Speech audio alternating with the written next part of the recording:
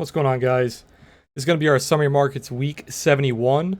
As you guys might have noticed, we did not have a summary markets last week. I was on vacation. I was planning on making the video while I was on vacation, but our Wi-Fi was actually horrible, so I was not able to. But we're going to get started. We're going to go over all the things that I like this week, the watch list. We're going to go over big tech. I'm going to look into SPY, gold, oil, Bitcoin, Ethereum, as always. So let's get started. With SPY, you have the target around 425 that we set about 2 weeks ago. That target did get hit on around June 14th to June 15th. Topped out there with a little sell-off on June 16th, and then you tried to bounce on June 17th with that buy the dip signal, but you could not get back above that previous high right around 423.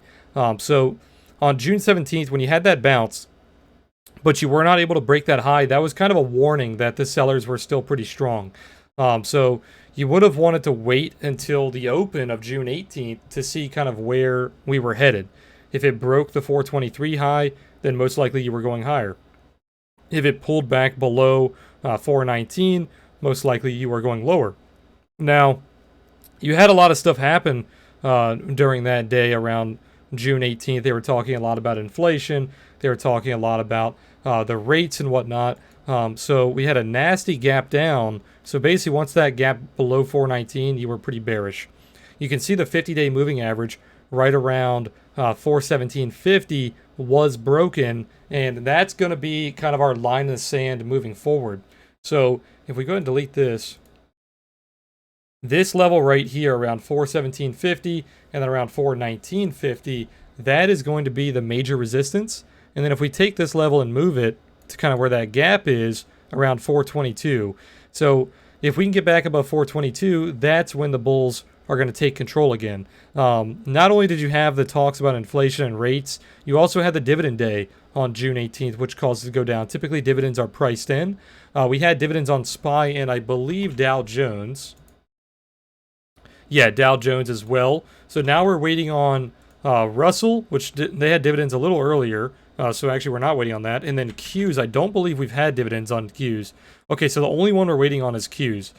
So most likely we'll have dividends next week. So you might see that get priced in. The last dividend was around 39 cents. So this one will probably be somewhere around there.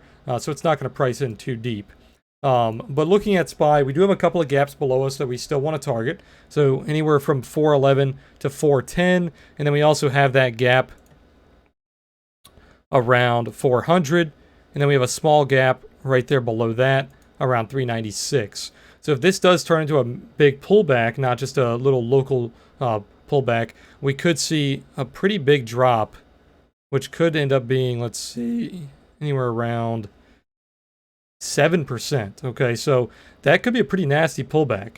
I'm not predicting a major pullback just yet, but if we don't bounce off of these levels right here, kind of around 410, 411, I think the 400 gap is almost guaranteed, because that is not only a gap on SPY, that's a gap on ES, and the gaps on futures are almost always filled. There is not a single gap on ES that I could find that is not filled at this point. Okay, so that 400 gap, which is 4,000 on ES, is the only remaining gap that is open. So if we do not find support around 4,100, which would be around 411 for SPY, very likely going down to 4,000. If we reclaim 422, look for around 428. All right, moving on to gold. I've got a lot of levels here, so we're going to go ahead and clean this up a little bit. So like this level we can get rid of. Where is this level here? This one has already been tested. We can get rid of that as well. The trend here, we can get rid of that. This level here, we can go ahead and get rid of. Where is this level being originated from? That is pretty far out. We're going to get rid of that as well. Where is this one? That is the pivot. We're going to hold on to that pivot around 1770. What is this? That previous high. We're going to get rid of that as well. So let's actually get some fresh analysis here. This is also a pivot. Let me make sure I color that. So it is a pivot. There we go. This level here, we'll keep that for now. Let's find some new levels. So newest levels here. Let's actually go down to a lower time frame. Is that a gap or is that... Doesn't look like it's a gap. This looks like a gap on the daily, where you see this little move right here, but if we go down to a lower time frame, There's actually no gap there. It's just a nasty sell-off. So what I'm going to do is I'm going to grab that level before that sell-off started. And that is going to be our major resistance moving forward, which is right around where that doji is. And then I'm also going to grab, let's see, where is that? June 17th? There's also a level right around here that I like. That kind of distribution before we sold off into this massive sell-off down to like 1750. So these are our two major levels moving forward. You can see that we're breaking this pivot way back from July 2020. So if we can't hold on to that pivot, very likely going to come back down and retest this little bulldog here, this accumulation, which would give us, let's grab some levels. You guys can kind of see how I find my levels here. Typically I do this before I do the video, but I want to give you guys a little idea of what I'm doing. So if we look at this range here, you can see the levels that we have, 1750, 1713, and 1671. The top of the range, the middle of the range, and the bottom of the range. Those are the three main levels of that accumulation that I would pay attention to. You do have these little levels here, but these are mainly for scalping. So pay attention to the 0, the 0.50, and the 1. So we're going to leave that on our chart. It makes it a little messy, but we're going to keep an eye on that. So if it fails the pivot, very likely could find support around 1750. If not, you want to look for 1713. If not, you want to look for 1673. Okay. If you do reclaim the pivot, you want to keep an eye on 1791, that resistance that I showed you guys earlier on the 15-minute chart. And if you reclaim that, look for the 50 moving average around 1829. Above that, you want to look for that sell-off point around 1861. Okay.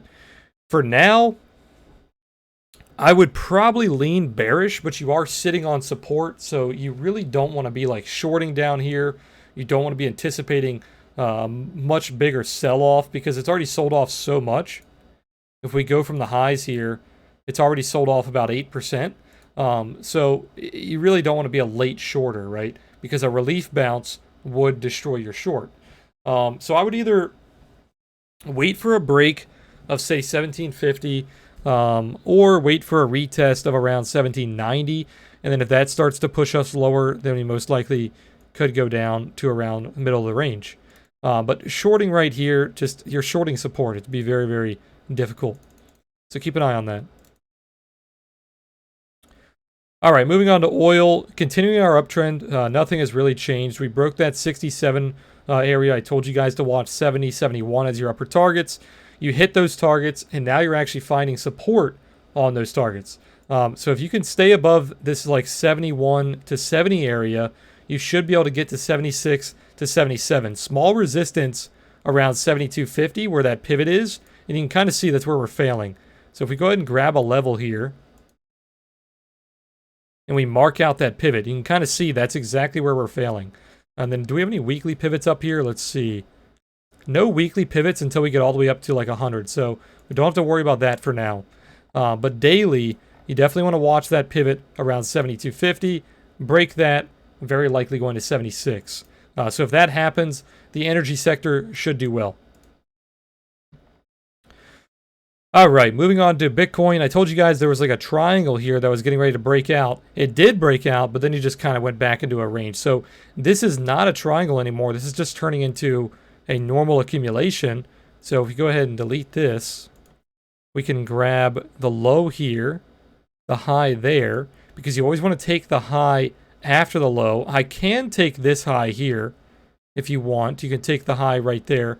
I like this high more though. I think this is more respected, as you can see right here. So I'm going to grab the low of this wick, which you want to take the low of the sell-off, to the most respected high or the most recent high. So that one there would be the best level. And then we respect that here as the range high. And now we're pulling back. Let me go ahead and delete this for just 1 second. You can see the middle of the range here, which is being respected. You can also see these levels here are being respected. This one actually you can't take because it's before the high. So this one here and this one here are showing that the range is being respected, and then this one here as well, holding that 50%. So this is definitely probably the most traded range here. So 34.50 would be the middle of the range. 31.3 would be that lower scalp target, and then 28,000 would be that low. So basically how you would use this range is you want to be buying the low, selling the high, and then kind of anything in between this is just for using, you're using that for scalps. So like if you sold up here, you got a really good entry. Anywhere in between here, you could be taking profit, or you could be waiting for the buy the low. But like, let's say you sell the failure of around 37.7, you probably don't want to be taking profit right away, like so anywhere around here, but you could be taking profit around the 50% or these lower levels. Okay, so depending on where your entry is, this is kind of a area where you can take profit, or you could wait for the complete other side of the range. So right now we're finding support a little early. So if you did get a really good entry on that high, you probably would want to take some profit here on the middle. Now there's kind of some conflicting signals here. We have support being found on the 50% of the range, but we also have a failure of the pivot. We have a failure of the OTS trail. We have a failure of the range high. So there's clearly tons of resistance up here. But the buyers are coming in a little early. So the previous dip, the buyers stepped in around 31.3. This dip, they're stepping in around 34.5. So it looks to me like the buyers are getting stronger. But if we look at the Momo, the buyers are getting very weak. So there's a little bit of a conflicting signals here, which you are going to typically get during ranges like this because the consolidation is very conflicting. One thing I will note is the Momo is pinching. So if you guys don't know what a Momo pinch is, it's when the trend line and the histogram tighten up like this and they go the same direction. Now, typically when this happens, you do not want to trade against the direction that it's pinching. So this pinch is downward. So you typically do not want to trade bullishly because it's going to have a very low strike rate if you trade against the pinch. Now, one thing I can say is sometimes if the pinch is like towards the middle here, like it's right around the middle line, the pinch could easily flip. So like this could easily flip into a bullish pinch. So if that were to happen, then I would definitely want to trade on the bullish side because not only are we seeing the bulls step in earlier than they did before, but we're also getting confirmation on that oscillator. Okay, so it's a little hard to take the bearish pinch entry here, but if it does flip into a bullish pinch, you do have some confluence on the chart. Now, what I will say is on the daily and the weekly, we're kind of in an area where you could just dollar cost average if you're a long-term trader, and it doesn't really matter what happens here. If it goes lower, you just keep dollar cost averaging all the way down to like 24, 25,000. If it goes higher, doesn't matter. You keep dollar cost averaging. You have a good entry, so you're going to be in profit already. So if you're a long-term trader, don't be zooming in and trying to predict like, okay, it's going to bounce here, it's going to sell off here, it's going to bounce here. Who cares, right? If you're looking at holding Bitcoin for longer than a few months, stop zooming into your chart and trying to find these ranges and perfectly buying the dips and selling the highs. It doesn't matter, right? If you just dollar cost average on a longer time scale, and let's say it bounces here, you have a very good entry. Like obviously your average might be a little high, like say it's up here, or you had a really good entry somewhere down here. It doesn't matter. You're still in profit, right? And if it goes lower, who cares? You're holding Bitcoin long term, so you just keep lowering your average, and you just wait for that inevitable pump of Bitcoin. Bitcoin has cycles, right? So you have times where Bitcoin goes up rapidly, thousands of percent. You have times where Bitcoin pulls back 60 to 80% from its highs. So right now we're in that cycle where you're pulling back 60 to 80% from the highs. So we've already pulled back 56%. It is not unusual to see an 80% pullback, which would be pretty brutal, but that would lead us down to around 12,000. So just to get an idea, if you're a dollar cost average long-term trader, this could continue for much longer. So you want to leave some money, right, on the side that you can keep averaging down if it does continue to fall, right? And if it is a 60% correction and we're not going down any further, then that's okay. You're already getting a pretty good entry, right? And if this starts to bounce, you have a pretty good average. One more thing I want to note before we move on to Ethereum is the weekly Momo. When it shades like this, it's telling you that it's finding a top.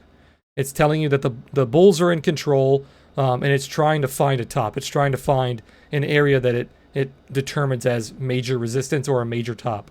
Now, this is a little harder on the higher time frames. It's going to be very late because this is a long-term top, a long-term bottom when it finds these levels. So it's going to be a little late. It's for confirmation, right? But what is it doing right now? It is at 10.1. When this closes below 10, that finds the top. That confirms that is a major resistance, that is a major top moving forward. Okay, it has not found a top, unless you consider this one. That's more of a fake out. But it has not found a top since it started breaking out around June 1st, 2020. So it's been over a year since it's found a top, right? So this will be a major level if this does actually pull back. Moving forward, this distribution will be major resistance, okay? So if we do pull back to that area, you could see a lot of sell pressure in that zone. So be on the lookout for that if we do start to bounce. You're going to start seeing major resistance kind of around like 49,000 all the way up to around 56. Okay, that's on a weekly time scale. So this only matters for like the really long-term guys. If you guys are short-term traders, this doesn't really matter. But all right, so long story short, it looks good. The buyers are stepping in a little higher than they were before. This could push it back up to around 37.7 or to around 41,000, which is also a volume gap. Until it reclaims 41,000 or around 42,000, which is around the 50-day moving average, I would not be bullish bias. Okay, the bears are still in control until those levels are taken. If the bears want to push it lower, watch 31,000 to 28,000. Now, that was a very long-winded analysis on Bitcoin. It's basically the same exact thing on Ethereum. So I'm going to do the same thing on Ethereum. We're going to grab the range. We're going to grab that high. We're going to go ahead and delete this for now. So we're going to pay attention to the range here. And same thing here. You can see Ethereum is bouncing off that 50% retracement. It's almost putting in a bull div here. Very, very slight. But one thing that I would note is you're clearly putting in lower highs, right? So lower high there, just barely. Lower high here. So the bears are in control. So even though you are bouncing on the 50% retracement, the bears are still in control. So don't get that mistaken. Where I would say the bulls are starting to take control is if they break back above like 2,600 around that OTS trail and that fib level, or not fib level, excuse me, range level. But where the bulls are completely in control is if they reclaim 3,000. That will be above the OTS trail. That will be above the 50-day moving average. That will also be above the range high. Okay. So long term, if the bulls can reclaim 3,000, they are in complete control. Okay. If the bulls don't regain control, and they lose this level around 2,000, look for around 1,800 to around 1,600 to 1,500. A lot of support down there. All right. That is the summary markets. Let's move on to the watch list. Now, I was not home last week, so I didn't really add any new names to our list. But some things that I did want to go over, things that were already on our list. REGN, I gave you guys way down here, around like 495 to 500. Now you're at 540, so that did play out exactly how we anticipated, going back to the range high. So be careful. If you guys did take that trade, you are going to find a little bit of resistance up here. If you don't, this could be a blow off top, and you could see a massive breakout all the way up to the gap around 578. So keep an eye on that if we do break out of this range. You do also have a little bit of a level right around here, but we've kind of already tested that around 543. So if you find resistance here, very likely going to pull back to around 520. So watch out for that. DRE, we covered this on the summary markets as well. It hit our targets. It hit our secondary targets as well. So 48 and 49, both of those targets were taken. I gave you this guy, this one right around here. So we saw that breakout on June 1st, and then you basically just went straight up from June 1st. So that was a beautiful trade there. If you guys did trade that, be very careful. Massive sell-off volume on Friday, which most of the market did see. So this trade is pretty much over, okay? So we're going to go ahead and remove that from our watch list. SSTI, another one that I gave you guys, very big buy volume on Friday, which is surprising, seeing that a lot of things did sell off. But you did fail that pivot again. If we can get above that pivot around 42.30, look for the levels that I gave you guys around 44.70 and 45.70. Another one that I gave you guys was Eli Lilly. I told you guys if it broke 205, very likely going to break out higher to the 220, 230 area. And that's exactly where we hit. So 233 ended up being a daily pivot, and then we've sold off since then. If it can bounce around 213, that's right around the 21 EMA and the Fibonacci level, that could be a nice buy the dip. And then you would be targeting around 233. This did put in a little bit of a bear div, and you are selling off from that pivot. So a lot of resistance above you. Next one on our list is Lumen. So I gave you guys this one a little while ago for that inverse head and shoulders breakout. You did break that resistance around 1450, leading up to our target around 1540, and then you topped out right on our target. So this trade is pretty much dead, but you are pulling back to retest support. So if you can hold on to the VWAP support and the 50-day moving average around 1380, this could bounce here and go higher, probably around 1470 again, but this would be a little weaker of a move than we saw before. Moving on to Doordash. Doordash looks fantastic. A little bit of a sell-off on Friday after it pumped, but I did tell you guys it were pulling back to retest the wedge. You bounced off VWAP. You had to buy the dip, back above the 50-day moving average. Everything lined up beautifully. And I told you guys, if you broke the VWAPs around 150 to 156, then the major move on Doordash, which would lead it up to like 200, would start happening. So you're back above the anchored VWAP from the IPO. You're back above the anchored VWAP from the all-time high. And you're clearly above the anchored VWAP from the all-time low. So the buyers are very strong here. If you can hold above this pivot right around 169, which you currently failed on Friday, if you can hold above that, maybe like a weekly close, we should be seeing 200. There's a little bit of resistance around 188, which is that VWAP. But really, there's nothing above that VWAP besides this like 200 top, 215 top right here. Okay? So these are your most important levels. Hold above 169, get to 187, and then get to 215. Next up is Crowd. I gave you guys this when you started to break out around, I think it was like 225, when you broke this level here. Put in that bulldog, nice little higher low structure there. You hit our 239 target. The next target would be 251, which I believe is all-time high. It is. Yeah, so this is a beautiful weekly chart. Massive rounded bottom here. You can see all the buy signals coming in. This is a very, very clean chart. So you could be a cup and handle. So it could like top out, pull back a little bit, and then break out higher. Doesn't have to be. But just know that if it does pull back to like the 230, 220 area, don't worry about that. It could be a very bullish pullback. But looking back at the daily, very, very strong buy pressure here. So you're starting to push off this trend. So you could pull back to retest this trend before going higher. So be on the lookout for that. You could pull back to around 230, like I said, on the weekly as well. 251 would be the target. Above that, look for around 260. Next up is Affirm. I like Affirm here. You're breaking. This is a logarithmic trend. So you're breaking this logarithmic downward channel here. You are hitting the VWAP level that I gave you around 70. If you can hold above that, look for 79.91. Next up is Roku. This was a beautiful trade. So I gave you guys a bunch of lottos on Friday for the same day lottos. This is the only one that triggered out of the ones that I gave you. I gave you the 362.50 and the 365 same day lottos. I told you guys it looked really good on the morning session, the first 15 minutes. And I actually took the 362.50s. I got out for, I think, a little over, I think it was 150%. The max gain on that was like 300%. So if you guys traded that, you guys did very, very well. But I still like Roku. So not just for that same day lotto. It broke the anchored VWAP from the high there. You also broke above the VWAP around 362.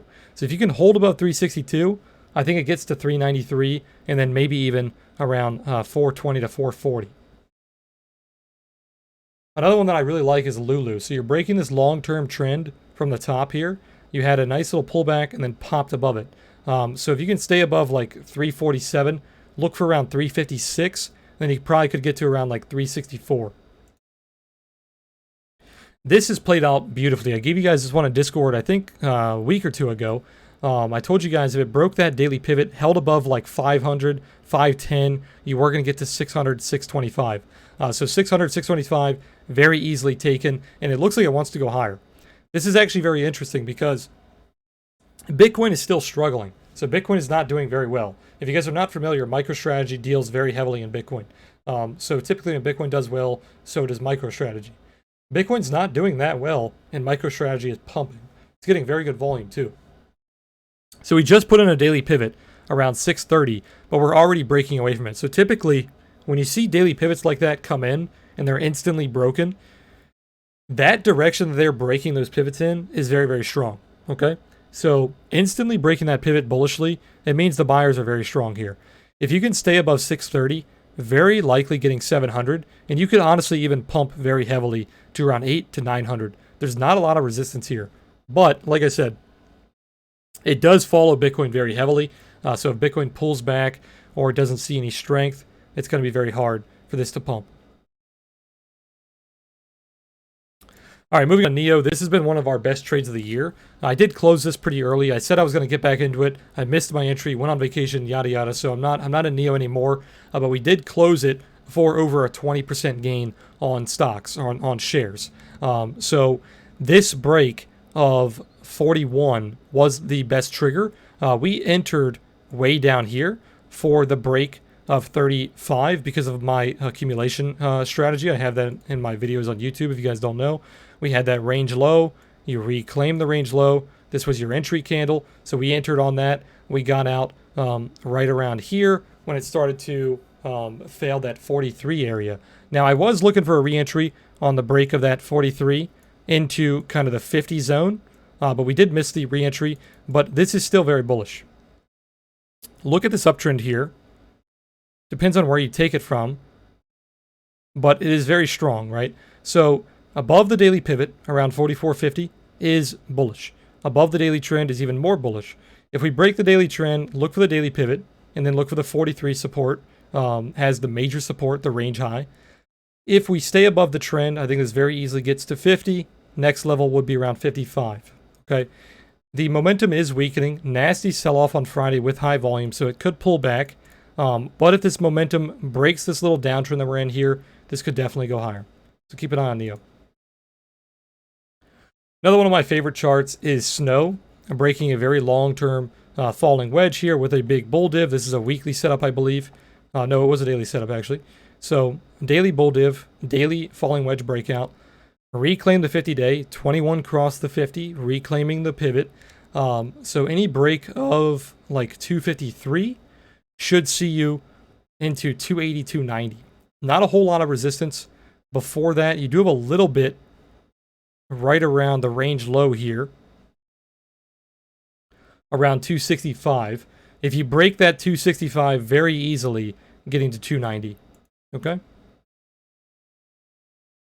Another one that I like is Laser, kind of a similar setup, breaking a little downtrend here, flipping the 50-day and the 21 into a bullish setup. Not a whole lot of volume, so it's a little scary, but you do have a buy the dip signal on Friday. Nice little hammer candle, so the buyers did step in on the dip.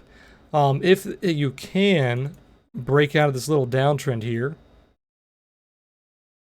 right around 24, 24.50, very likely getting to 26.50, and then around 30. Okay? As long as you stay above like 21, I'd say you're pretty bullish on that.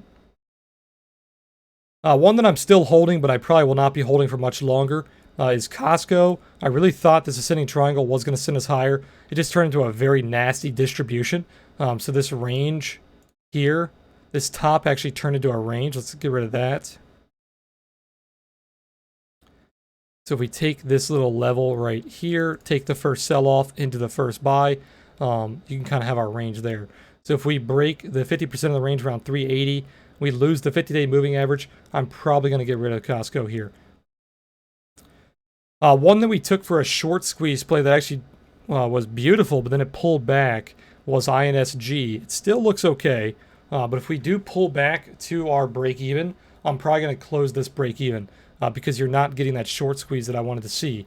You're actually failing the level that I really wanted us to break right there around VWAP. So right here, if we can break above VWAP around 1050, then we should get that short squeeze all the way up to around $14 to $15. But for now, looking a little weak. Another one that got it very weak because of the sell-off on SPY was the retail sector. So if this breaks this uptrend here, loses the pivot around 91, I'm probably going to cut this as well. But if it can bounce here, we're looking for around 100 to 103.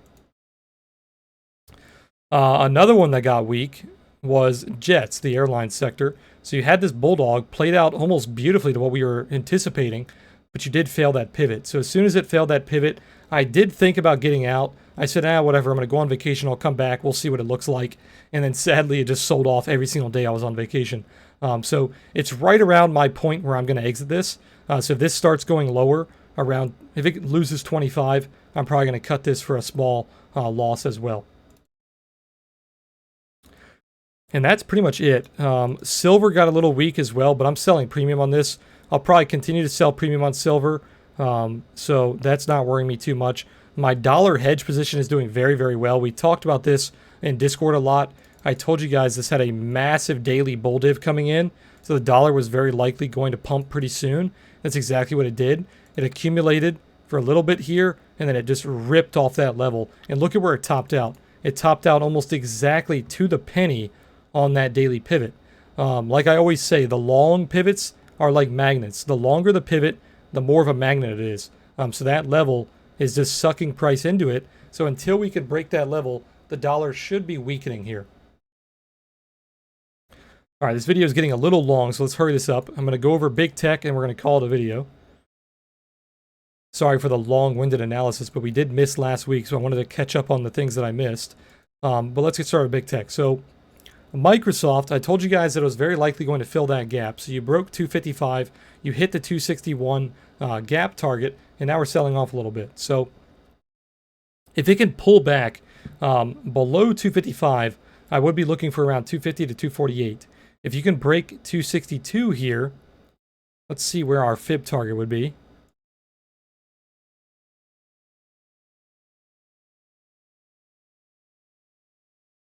You would have to get above 265 to trigger the move to 272. Okay, so keep an eye on that. Moving on to Apple, I told you guys above 127, very likely getting to 132. So you hit our 132 level. Now we're pulling back a little bit. If it pulls back below, I'd say like 129, I would look for that 127 again, then 125. If you break above 132, I would look for around 133.50 and then around 136. Facebook rolling over a little bit here. You can see it's losing momentum. You did have a lot of sell volume on Friday as well. So if you lose around 327, I'd look for around 318 to 313. If you can get above, I'd say 337, look for 345. Netflix looked a little strong on Friday, even though everything else was selling off. A little double bottom coming in here.